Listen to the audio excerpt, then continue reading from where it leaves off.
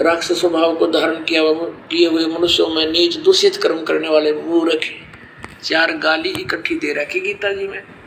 दास नहीं कह रहा, अपने सदग्रंथ कह रहे हैं जिनको हम सर्वधार्य मानते हैं। अब ये कौन है आगे और क्लियर हो जाता है। देखिए ये कहता गीता ज्ञानदाता कि मेरी भक्ति भी ना करते। आगे देखो, अब 7वें अध्याय का 20वें श्लोक में और कंसेप्ट क्लियर किया है। उन भोगों की कामना द्वारा जिनका ज्ञान हरा जा चुका है ब्रह्मा विष्णु महेश से मिलने वाले अस्थायी लाभों से, जैसे रावण ने सोने की लंका बना ली और के चला उसके साथ, शर्मा मार लिया लंका ने।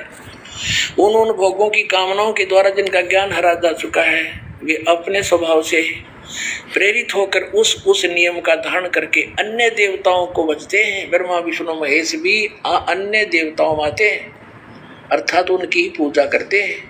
और 21 में क्या कहा, 7वें अध्याय के 21 में श्लोक। अब जो सकाम भक्त जिस देवता के स्वरूप को श्रद्धा से पूजना चाहता है, उस भक्त की श्रद्धा को मैं उसी देवता के प्रति सचेत कर देता हूँ। मैं देता हूँ उनको थोड़ा बहुत लाभ मिलता है तो मैं वहाँ फिट रखता हूँ उनको। कभी विष्णु के रूप में प्रकट हो जा, किसी के शिव जी के रूप में। अब 22 में क्या कहा है कि वह पुरुष उस श्रद्धा से युक्त होकर उस देवता का पूजन करता है, यानी ब्रह्मा विष्णु महेश की ही बारे में कहा है, और उन देवताओं से मेरे द्वारा ही विधान किए हुए उन इच्छित भोगों को निसंदेह प्राप्त करता है। यानी मैंने उनको थोड़ी सी पावर दे रखी है, उन्हीं से प्राप्त करता है थोड़ा बहुत। परंतु उन अल्प बुद्धि वालों का, मूर्खों का, उन अल्प बुद्धि मंद बुद्धि वालों का वह फल नाशवान है, ब्रह्मा विष्णु महेश के पूजने वालों का। और देवताओं को पूजने वाले देवताओं को प्राप्त होते हैं और मेरे भक्त मुझको प्राप्त होते हैं। यही नड़ा दिया। अब चाहे जैसे भी भजे, ये अनुवाद करता की बकवाद है, मूल पाठ में नहीं है। इसमें मेरे भक्त मुझको प्राप्त होते हैं, इसने तो अपना बता दिया, मेरा ओम नाम है 8वें अध्याय के 13वें श्लोक में, और कुछ नहीं बजना। इन्हें कह दो जैसे चाहे बजे। अभी ना अपना डंगा केड़ा दिया, जैसे चाहे का अर्थ कर दिया। हरे राम हरे कृष्ण राधे राधे श्याम राधे, चाहे कुछ भी जाप कर ले उसी तो मिले। ये है अनुवाद कर्ता की बकवाद, अज्ञान सोच। और गीता में तो लिखा है 8वें अध्याय के 13वें श्लोक में, ओम इति एकाक्षरम ब्रह्म व्यवहारण माम अनुसमरण यह प्रयाति तदंदेहम सह्यति परमाम गतिम। मुझ ब्रह्म का केवल एक ओम अक्षर है, नथिंग एल्स। और जो इसकी साधना करता है, अंतिम सांस तक भक्ति करता हुआ जाता है, तो इस परम गति को प्राप्त होता है। ओम से कौन सी परम गति होती है? ब्रह्मलोक प्राप्ति होती है। और 8वें अध्याय के 16वें श्लोक में लिखा है कि ब्रह्मलोक पर्यंत भी ये पुनरावृत्ति में वहां गए हुए फिर वापस आते हैं, जन्म मृत्यु होती है। अब यहाँ प्रसंग चल रहा है पुण्यात्माओं के इन तीनों देवताओं की भक्ति से क्या लाभ होता है। और ये शास्त्र विदिता का मनमाना आचरण है, तीनों देवताओं की भक्ति।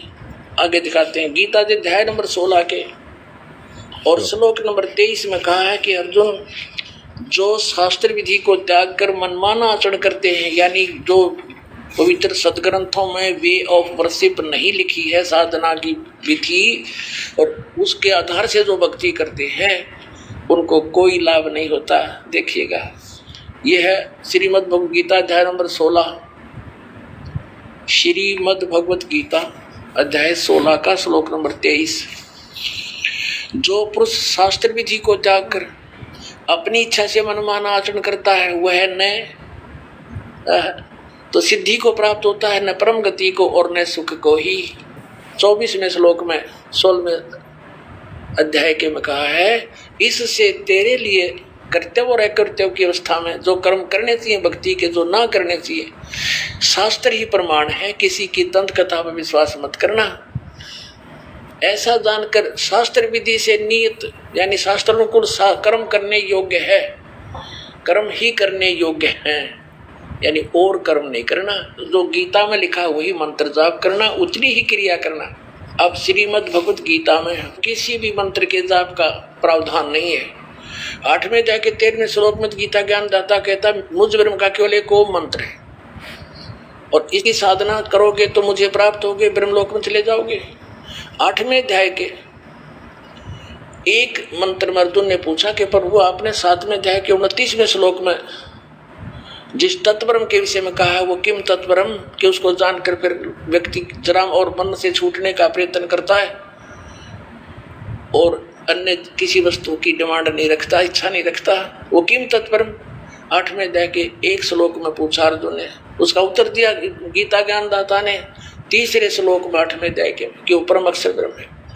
8वें अध्याय के 5 और 7 में तो गीता ज्ञानदाता अपने विषय में बताता तो मेरी भक्ति कर और युद्ध भी कर मुझे प्राप्त होगा।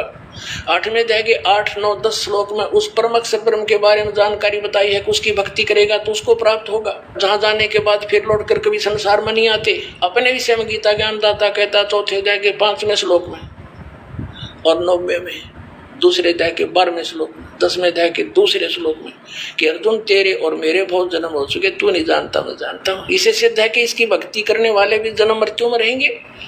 तो इसलिए इसने कहा कि 18वें अध्याय के 62वें श्लोक में कि तू सर्वभाव से उस परमेश्वर की शरण में जा, परम अक्षर ब्रह्म की शरण में जा, उसकी कृपा से तू परम शांति गुरु सनातन परम धाम को प्राप्त होगा। 15वें अध्याय के 1 से लेकर 4 में और 16 और 17 में ये 3 पुरुष बताए हैं, सरपुरुष, अक्षर पुरुष और परम अक्षर पुरुष। सरपुरुष और अक्षर पुरुष ये तो व्यर्थ बताए हैं। उत्तम पुरुष तो अन्य परमात्मा इति उदाहरते 15वें अध्याय के 17वें श्लोक में कहा कि उसी वो है सर्वशक्तिमान परमात्मा, वो वास्तव में अविनाशी है, वही अब वास्तव में पूज्य है। और 15वें अध्याय के 4थे श्लोक में कहा कि तत्वदर्शी संत की प्राप्ति के उपरांत परमेश्वर के उस परम पद की खोज करनी चाहिए, जहां जाने के बाद फिर लौटकर कभी संसार में नहीं आते और केवल उसी की भक्ति करो, अन्य की नहीं। अब यहाँ प्रसंग चल रहा है कि 16वें अध्याय के 23-24 में कहा है कि जो शास्त्र विधि को त्याग कर मनमाना आचरण करते हैं उनको कोई लाभ नहीं होता। और फिर ये कंसेप्ट क्लियर कर दिया 7वें अध्याय के 12 से लेकर 15 और 20 से लेकर 23 तक कि इन तीनों देवता रजगुण ब्रह्मा सतगुण विष्णु तमगुण शिव जी की पूजा करते हैं। ये इनका फल नाशवान है, ये मूर्ख है, राक्षस स्वभाव को धारण किए मनुष्यों में नीच दूषित कर्म करने वाले हैं। अब यहाँ लिखा कि तो शास्त्र विधि को त्याग कर मनमानी पूजाएं करते हैं। इन तीनों गुण की पूजा आन उपासना के अंदर है, मनमाना आचरण है, इनको इष्ट रूप में पूजना ये पूजा कहलाती है, तो उनका कोई लाभ नहीं होता। अब 17वें अध्याय के प्रथम श्लोक में अर्जुन ने पूछा कि भगवान मान लिया आपकी बात कि जो शास्त्र विधि त्याग कर और मनमानी शास्त्र विरुद्ध साधना करते हैं उनका स्वभाव कैसा होता है, किस किस की पूजा करते हैं। इसमें बताया है कि जो शास्त्र विधि त्याग कर भी जो पूजा में लगे हुए भोली आत्माएं, जो अच्छी आत्मा है, नेक आत्मा है, वो तो इन देवताओं की पूजा करते हैं, ब्रह्मा विष्णु महेश की। और दूसरे जो उससे निम्न स्तर के हैं वो पूजते भैरव भूत बेतालों को, जंतर मंत्र फू फा शेवड़े पेवड़े बनकर अपना जीवन नष्ट कर देते हैं।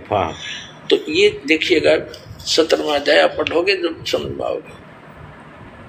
सप्तदशो 7वां अध्याय प्रथम श्लोक में पूछा, हे कृष्ण, क्योंकि अर्जुन तो उसको कृष्ण मान रहा था, जो मनुष्य शास्त्र विधि को त्याग कर श्रद्धा से युक्त हुए देव आदि का पूजन करते हैं, यानी ब्रह्मा विष्णु महेश की जो पूजा करते हैं, उनकी स्थिति फिर कौन सी है, सात्विक है अथवा राजसी है या तामसी है।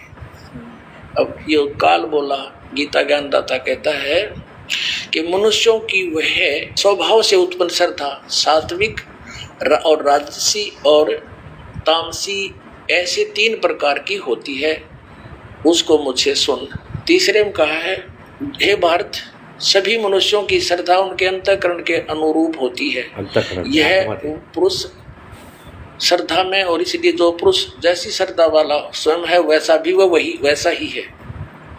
अब यहाँ चौथे में बताया 17वें अध्याय के में कि सात्विक पुरुष अच्छी आत्मा देवों की पूजा करते हैं, तो शास्त्र विरुद्ध है, तो कति अज्ञान व्यर्थ है वो भी। लेकिन ये तो सिर्फ नो बता रहा किसी आदमी किसकी पूजा करते हैं, किस स्वभाव के हुए। अच्छी आत्मा के वो देवी देवता की पूजा करते हैं, रजगुण ब्रह्मा सतगुण विष्णु तमगुण शिव जी तक इनकी पूजा करते हैं। तो पुण्यात्मा आगे आप पढ़ लेना, ज़्यादा ना पढ़ाकर यही लाना चाहता था।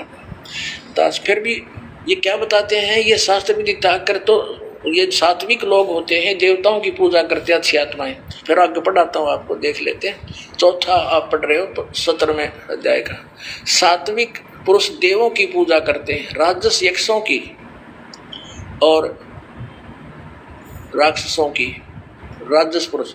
अन्य तामस मनुष्य है, वे प्रेत और भूत गणों को पूजते हैं। 5वें में क्या कहा है? जो मनुष्य शास्त्र विधि से रहित है, शास्त्र विधि त्याग का, क्योंकि गीता में कहीं तप करने का नहीं लिखा है। जैसे विष्णु जी भी घोर तप करता था और गीता बना के रखा, ये कहें कि विद्वान थे।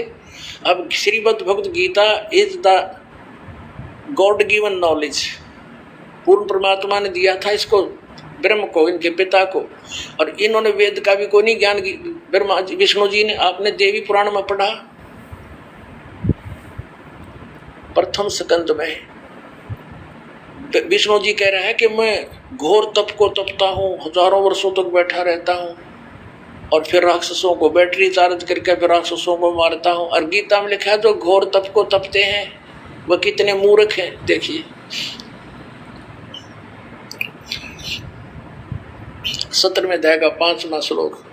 जो मनुष्य शास्त्र विधि से रहित घोर तप को तपते हैं, ये तप तपना भी, घोर तप तपना भी शास्त्र विरुद्ध है। दंभ और अहंकार से युक्त, कामना, शक्ति और बल के अभिमान से युक्त।